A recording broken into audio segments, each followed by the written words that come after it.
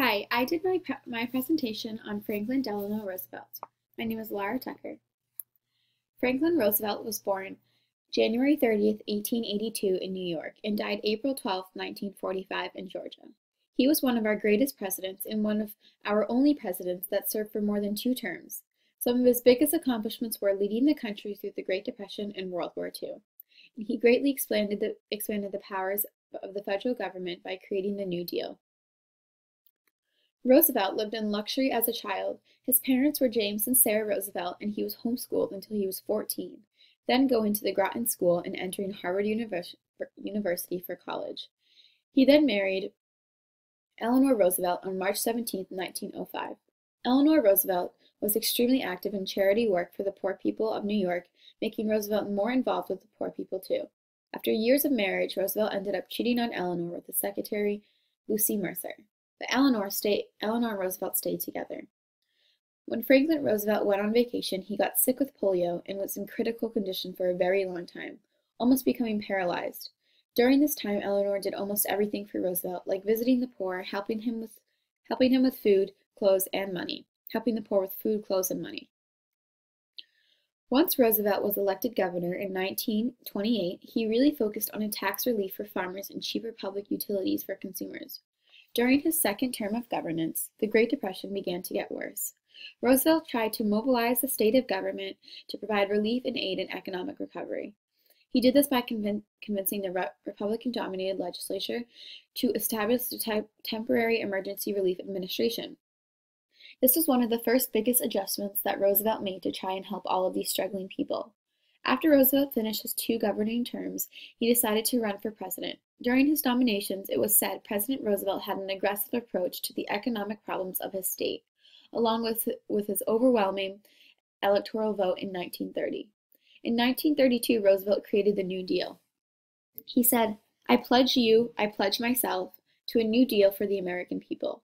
This New Deal consisted of new programs and laws. During his campaign, Roosevelt promised to aid the farmers, balance the budget, and make differences to the government policy. During the beginning of his term, he promised the people of the United States that he will create the 100 Days.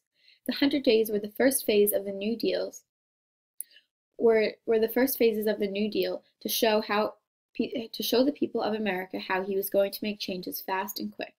He promised that all these changes would be made before the 100 days of his presidency. Most of the changes Roosevelt made right off the bat were almost direct changes for the farmers. He created the AAA, which is the Agricultural Adjustment Act, and the NIRA, which is the National Industrial Recovery Act.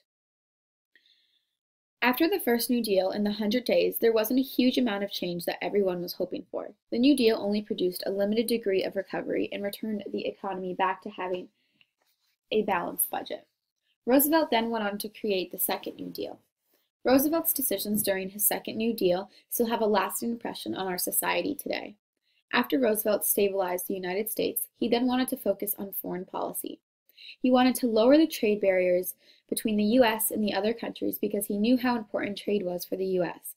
and how important it would be. Connecting this to foreign policy, the Neutrality Act of 1935 was created. This act was designed to minimize America's involvement with the nations, but Roosevelt gave a warning that there was a need for isolating the potential dictatorial countries like Germany, Italy, and Japan. Children and adults all had jobs and were working to support their families. Some were working too many hours, and there needed to be a limit on those hours. Roosevelt created the Fair Labor Standards Act. It was said that this was the best program ever adopted in this or in any other country. The act mandated a 5-day, 40-hour work week with overtime pay beyond those hours, and Monday through Friday became the standard work week for most Americans. During this time, the economy was just starting to get back on track, and many people were worried that in case a problem came up with the bank or it shut down, they wouldn't get their money back. So they wouldn't trust the banks, but Roosevelt put in place more programs for a better economy to fix these concerns. So Roosevelt put in place a deposit insurance in 1933. This meant that all of the checking and saving accounts in member banks are guaranteed up to $100,000 in case something goes wrong with the banks. This helped restore the confidence in the people and keep the economy flowing. Connecting to more programs being put in place, Roosevelt also created the Securities and Exchange Act. This was for companies like Google to show the investors how their company is actually doing rather than tricking them into messing up their stock and messing with the economy. The biggest act that Roosevelt put into place was the Social Security Act. This act was established in 1934, where Roosevelt created the Committee on Economic Security to study insurance. In 1935, the Social Security Act was created. I'll be talking a lot about this in further depth later into my presentation, but the Social Security Act was created to provide millions of Americans with retirement benefits and mandate unemployment insurance for workers who lost their jobs. Also, one of the bigger things that Roosevelt created was the Civil Works Administration and the Works Progress Administration. This was created on November 9, 1933. This put millions of unemployed Americans working on building roads, bridges, schools, hospitals, and airport staff workers. By helping employ these people, it helped the economy greatly. The CWA also emphasized the amount of employment and purchasing power created by the CWA. Hopkins also listed 250 miles of new and improved roads, bridges, repairs, and 40,000 miles across of drainage and thousands of acres of malaria lands and destruction of millions of rats and ticks. The CWA was later moved and adjusted multiple times to becoming the EWRP, which was the Emergency Work Relief Program, and the names were switched around quite a bit. The Civil Works Administration, or the Emergency Work Relief Program, all fell under a program that Roosevelt created called the FARA. The FARA was the Federal Emergency Relief Act, and it was established in 1933. It was aimed to help provide relief to the states and cities by providing and creating jobs. It was also aimed to provide a helping cushion for the poor people by giving them jobs. Roosevelt started this program and signed this act over to President Hoover. The FARA also produced goods and cash payments to the farmers in need of loans, seeds, or any other necessary farming supplies. FARA also provided a lot of relief to transients. Transients are people that are in need of aid, and many states are not willing to provide help for them. The FARA provided work relief camps, and 300,000 people were aided under this program. This program started by giving $500 million to be allocated to the states on a grant aid basis. Hoover split the FARA money, having almost half of the funding money given back to him, for him to use at his own discretion and give the grant money where relief was needed. But these problems began to arise between the state and FARA. And Roosevelt and Hoover wanted the states to increase their contribution to FARA so their state could get more relief, and many states delayed and objected by making excuses to not contribute by saying that there was a lack of constitutional power, financial distress, excessive tax burdens, and so on. Since the states didn't give FARA money, they couldn't get the relief that the people wanted. The author of this article stated that the blame for the lack of their relief was on their state governments and not FARA. Another controversy arose between the classes. Bill Hughes stated, There were also major controversies over the adequacy of relief payments and the fairness of their distributions among various classes in a community.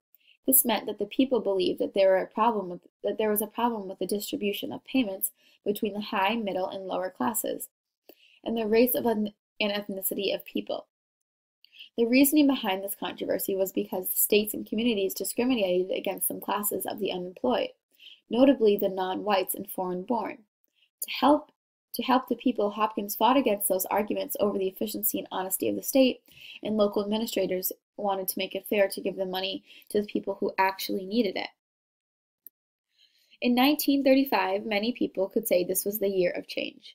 This year brought many big federal government changes and Social Security improvements. This was the year that Roosevelt wanted to take the federal government out of the general relief business and return to state and local government. Coming back to Social Security, the Social Security Act created a range of government programs including unemployment insurance and federal welfare grants. The term Social Security comes from old age survivors' disability insurance and related federal programs run by the Social Security Administration. The writer Cutler says, in the second half of the 20th century, Social Security grew to become the most expensive federal government program, directly touching the lives of almost every American. Social Security was a huge benefit for the United States because before Social Security, workers pursued a range of strategies to prepare themselves and their spouses for old age, primarily relying on the market and their family.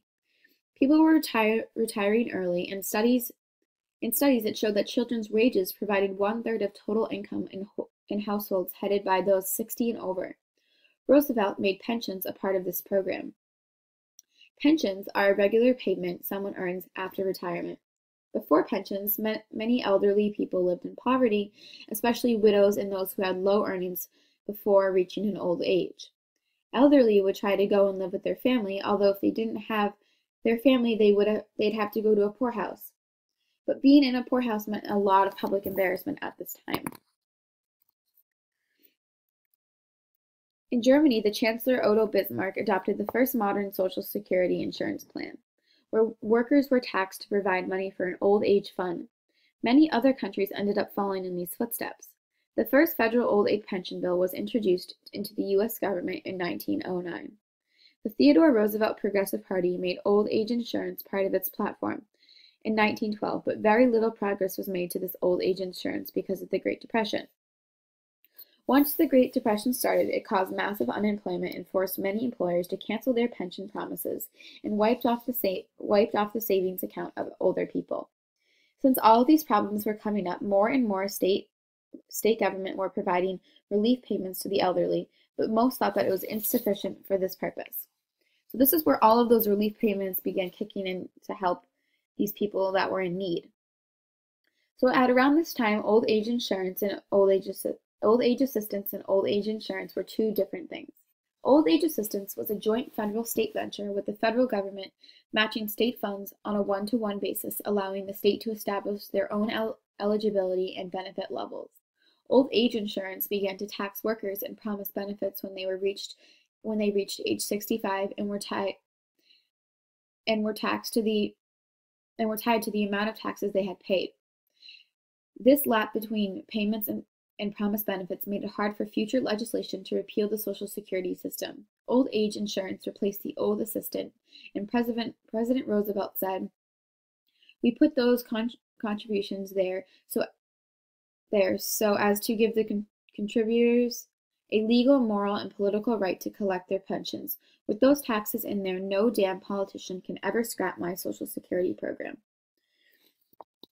There were many plans being created that helped Social Security and elderly, and a Louisiana state senator, Huey Long, wanted to create a plan that called for $200 per month for those 60 and over, and this amount was more than one-third per capita of their annual income, on the condition that the recipients not be employed and that they spent their pensions within 30 days.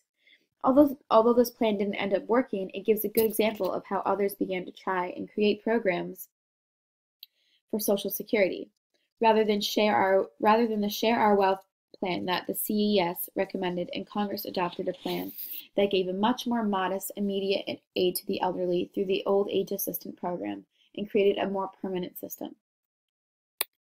So Social Security taxes began to start to actually taxing on January 1st, 1937.